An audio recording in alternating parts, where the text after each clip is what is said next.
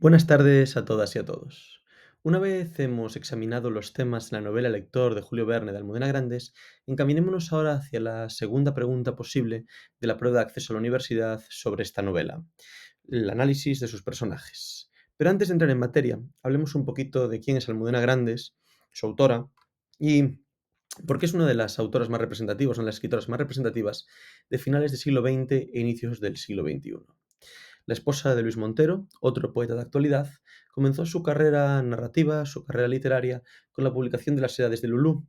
una novela que ya tuvo una cierta repercusión en su momento, que ya le granjeó una cierta fama. Su segunda novela, Malena es un nombre de tango, de 1994, comienza ya a centrarse en la novela histórica, en la temática histórica, y sus siguientes novelas van a fundamentalmente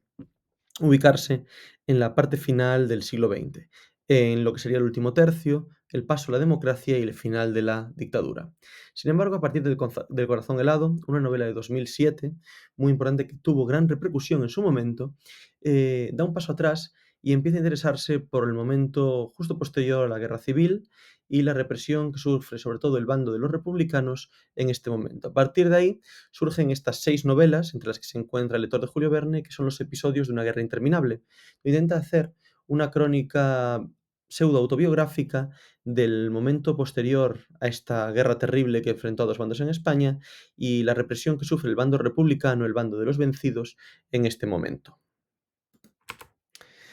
Centrándonos ya en los personajes, tenemos que comenzar hablando de que esta novela es un retrato más o menos fiel de la Andalucía interior, de la Andalucía más salvaje en los años más duros de la posguerra, en lo que se llama el Trienio del Terror, el periodo que va desde 1947 a 1949. Como comentábamos ya en los temas, el periodo en el que la represión franquista es más fuerte debido al miedo de contagio, al miedo de terminarse esta dictadura por culpa de la victoria de los bloques democráticos en la Segunda Guerra Mundial.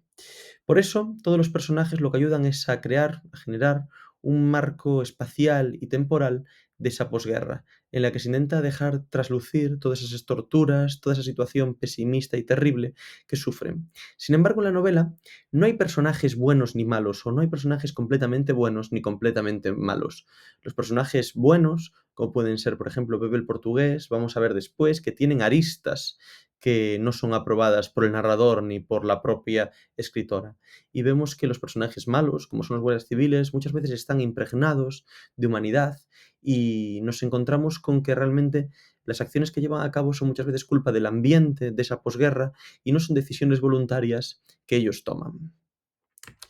Si vamos a hablar de personajes, no podemos no empezar por Nino, el protagonista. Antonino, la voz narrativa que elige la propia autora para contarnos la historia, la focalización que elige, debido a que esta historia, como estudiaremos después en las técnicas narrativas, está contada desde una primera persona protagonista. Es un niño que en la parte fundamental de la novela nos cuenta sus episodios, su paso desde los 9 años hasta los 12 y cómo empieza mostrándonos con ingenuidad ese mundo y va madurando hasta darse cuenta y demostrarnos cómo realmente es. A lo largo de la novela se va construyendo como individuo a través de las historias, por ejemplo, que escucha de Paquito, el hijo de otro guardia civil, que oye de sus padres o que que oye, perdón, de Pepe el Portugués. Él, al principio de la obra, es conocido con el sobrenombre del Canijo, por lo bajito que es y por su escaso volumen físico. Esto lo lleva a que nos presenten en el primer episodio, en 1947, cómo la madre le regala y le crea una funda para la botella, un símbolo de lo que realmente llevan los niños mayores al colegio para no enfriarse y con la que duermen, es decir, una fórmula de madurez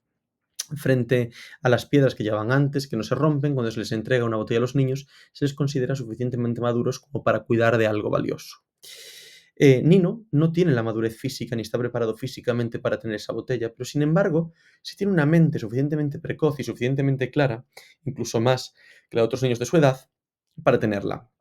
Por eso su madre lo premia, aunque parezca que injustamente en un momento dado, con esta botella. El padre es el que realmente se muestra preocupado, porque si Antonio, su hijo, no da la talla suficiente, no podrá dedicarse a ser guardia civil como él. Y por eso, y porque intenta evitarle este futuro, el futuro que él tiene, lo apunta a unas clases de mecanografía que van a ser fundamentales para su desarrollo como personaje y para su desarrollo como individuo. A partir de esas clases de mecanografía y a partir del descubrimiento y el conocimiento de Pepe el Portugués, él descubre un mundo completamente diferente. Descubre un mundo a partir de los libros que lo llevan a un despertar intelectual y también a una formación ideológica completamente distinta a la de los niños de los otros guardias civiles. Mientras que los otros guardias civiles tienen unos hijos que quieren ser exactamente como ellos y dedicarse a lo mismo que ellos, una vida cómoda en esa inmediata posguerra, Nino no. Nino lleva a cabo elecciones libres gracias a esa lectura, gracias a esos referentes que comentábamos, y va a tener repercusiones posteriores en su vida, debido a que, por ejemplo, él va a trabajar como infiltrado, como encubierto del Partido Comunista, siguiendo el ejemplo de este Pepe el Portugués, y, por ejemplo, va a acabar encarcelado, va a acabar presentándose a las elecciones democráticas posteriormente, como vemos en el final de la trama. Además de este Nino, tenemos que hablar de otros dos personajes que son fundamentales en la creación de Nino como adulto, como el adulto que vamos a ver en esa última etapa de la novela. Son Pepe el Portugués y Doña Elena.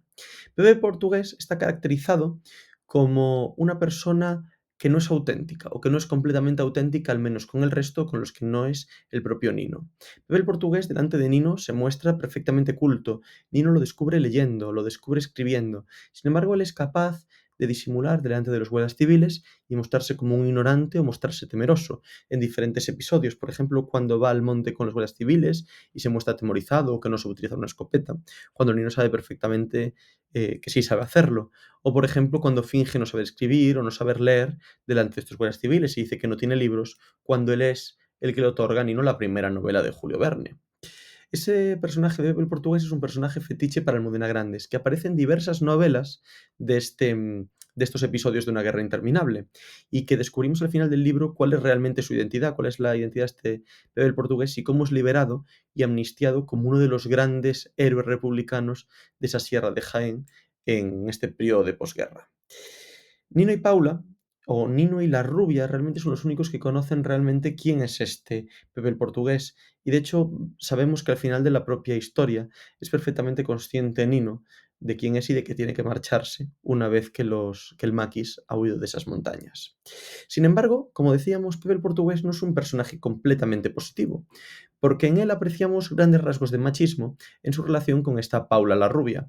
Vemos que él la trata de una forma, bueno, como si fuera un ser superior a ella, le es desleal en varias veces, incluso tiene un romance con otra mujer, el que ella descubre. Vemos cómo la trata muchas veces a través de una cierta sencillez o simpleza, como si fuera un personaje inferior a él. Aunque después se ponga en valor ese amor pasional que tienen Paula y, y ese Pepe el Portugués, descubrimos que realmente hay un trasfondo machista en toda esa relación. Por otro lado, tenemos a Doña Elena. Doña Elena sí que es un personaje completamente positivo frente a este Pepe el Portugués. Es la otra gran creadora, como vemos ahí en la presentación, de la identidad posterior de Nino, porque es la que le abre los ojos a una educación crítica, a una educación diferente a la que tiene dentro del régimen. De hecho, ella ha sido separada de su labor profesional debido a la ideología de ella y de su marido. Tiene una historia completamente trágica que conocemos a través de una prolepsis que nos cuenta Nino. Ella tenía dos hijas y su marido, que era profesor de universidad, ha sido represaliado por el régimen, ha sido torturado, llevado a una cárcel y matado. Una vez ocurre esto, una de las hijas parte hacia Madrid a estudiar lo mismo que había estudiado su padre y poco tiempo después de la explosión de la guerra civil es matada con una niña a la que doña Elena va a buscar a un orfanato y que tiene el mismo nombre que ella, que se va a conocer en la novela a través de Lenita, y con la que Nino tiene una cierta relación amorosa. La otra hija ha viajado a Oviedo y se ha casado con una persona, con un personaje afín al régimen y muy bien colocado dentro del franquismo, por lo que Lenita, por ejemplo, va a querer posicionarse en esta vida mucho más cómoda, mientras que doña Elena vuelve siempre al cortijo de las rubias y se nos muestra como una heroína dentro de todo ese ambiente terrible y trágico, que es realmente la que educa a Nino y la que le permite después que vaya a la universidad a Granada. En esa Elena nos encontramos la cultura y la lectura como base de todo. De hecho, ella vende todos sus enseres, todas sus propiedades cuando muere su marido para mudarse a Fuensanta de Martos y solamente conserva los libros. unos libros que tiene ocultos y que le va prestando a Nino, que son libros prohibidos dentro del régimen y que realmente lo que hacen es contrastar su forma de enseñar y su forma de vivir, su ideología, con la ideología que recibe Nino en la escuela por parte de don Eusebio.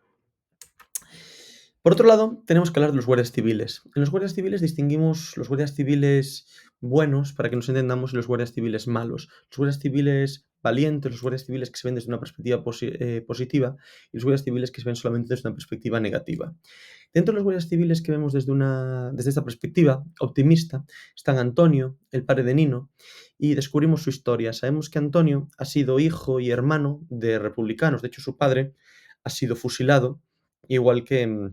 le ocurre a sus hermanos. Y él realmente ha sido enviado a Fuensanta de Martos debido a que el régimen conoce su pasado y es enviado a ese pueblo para que todo el mundo sepa cómo él bueno, y para que él mismo se humille, habiéndose convertido ideológicamente frente a lo que ha ocurrido con su familia. Por eso él continuamente se siente culpable, no quiere llevar a cabo esos episodios de tortura o fusilamiento y se hostiga continuamente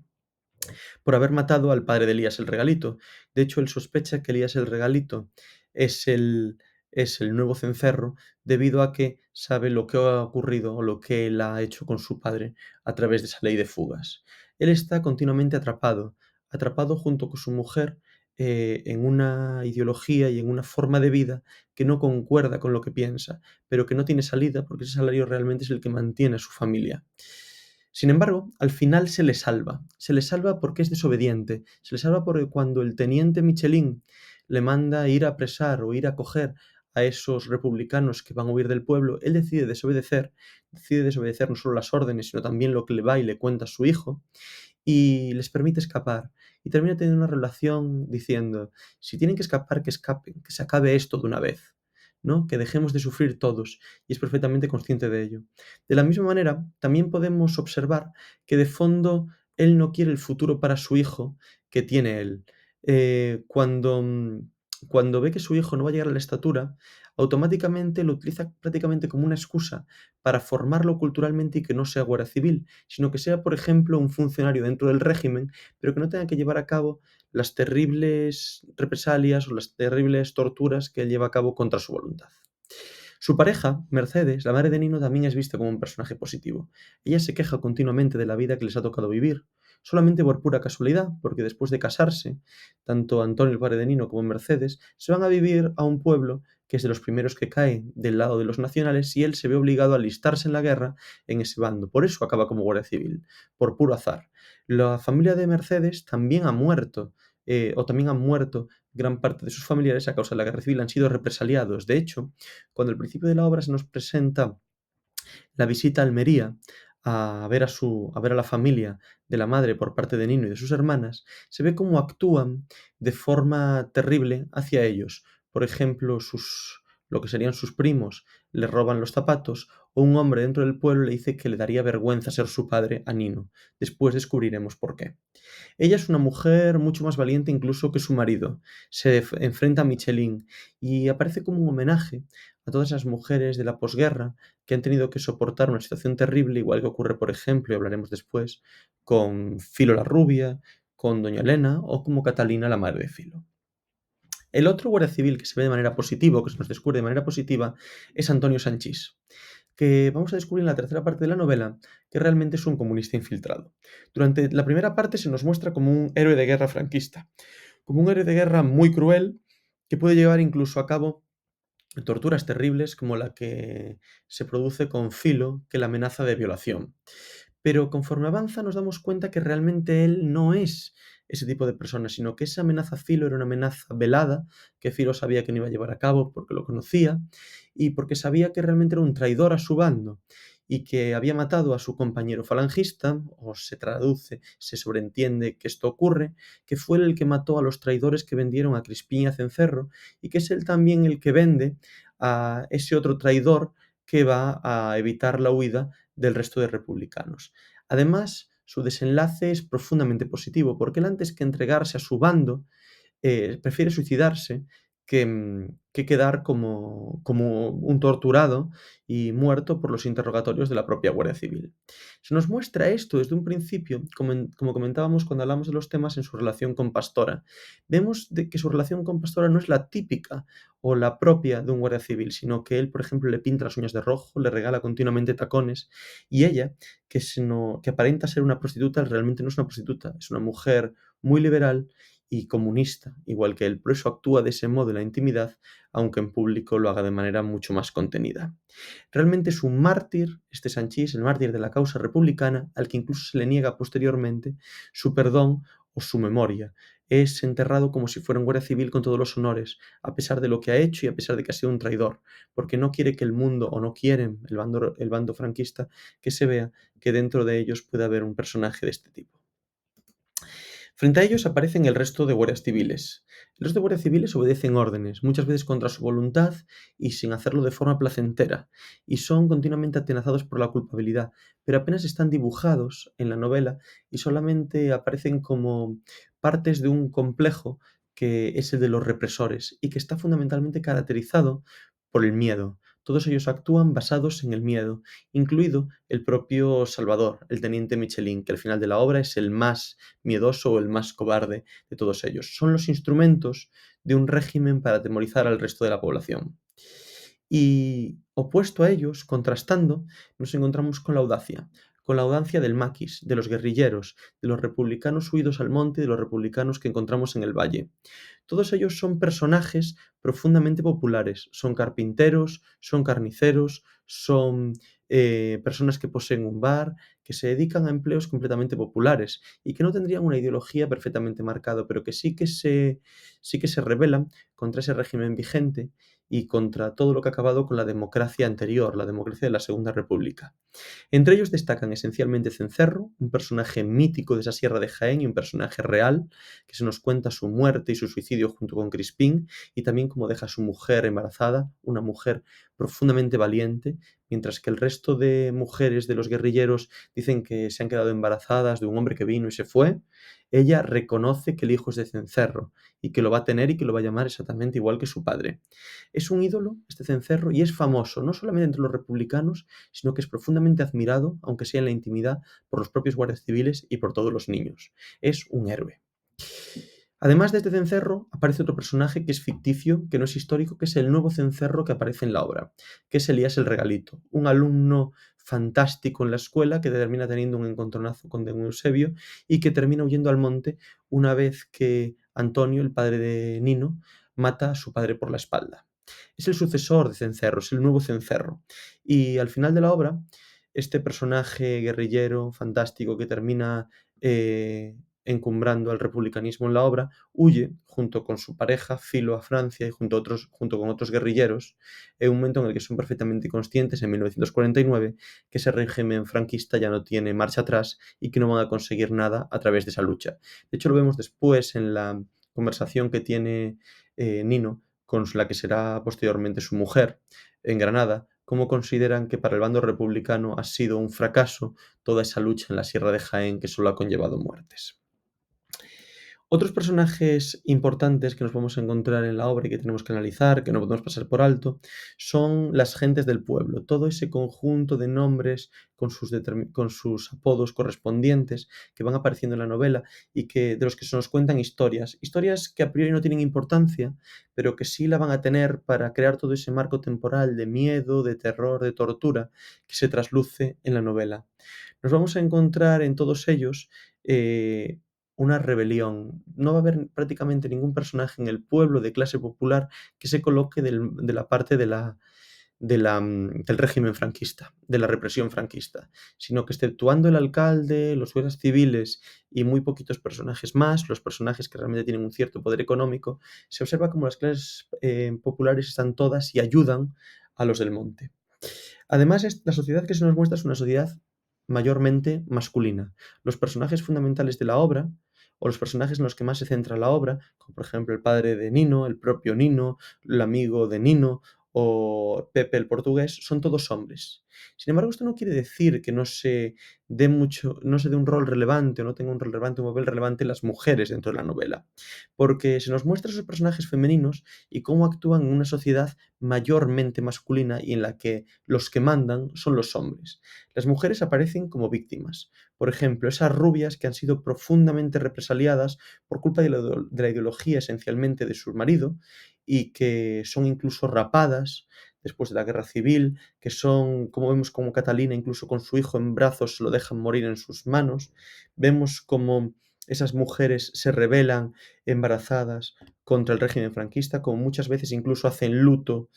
por los guerrilleros caídos. Vemos cómo se les niega formas de subsistir, cómo se les niega la capacidad para trabajar, a esas rubias que no pueden dedicarse a la recoba ni a recoger esparto en el monte. Y eso esencialmente aparece representado en la figura, como decíamos, de Catalina, la mujer esencial, la mujer represaliada y la mujer que odia al bando contrario y que incluso es la que le desvela a Nino que su padre es un asesino y que no lo quiere dentro del cortijo. Con esto vemos un análisis esencial de los personajes de la obra. Partimos de Nino, el gran protagonista, para hablar de los dos grandes personajes secundarios, como son Doña Elena y Pepe el portugués, y cómo a partir de ahí el resto de personajes se anclan a dos esferas diferentes. La esfera de los represores, que veíamos antes en los temas, esencialmente focalizada a través de la Guardia Civil, y la de los reprimidos, que son ese bando republicano dentro de la que nos encontramos, tanto los del monte como tanto las personas del valle, que los ayudan y esencialmente a las mujeres. Con esto terminamos esta parte del análisis y esta parte de la pregunta de las pruebas de acceso a la universidad.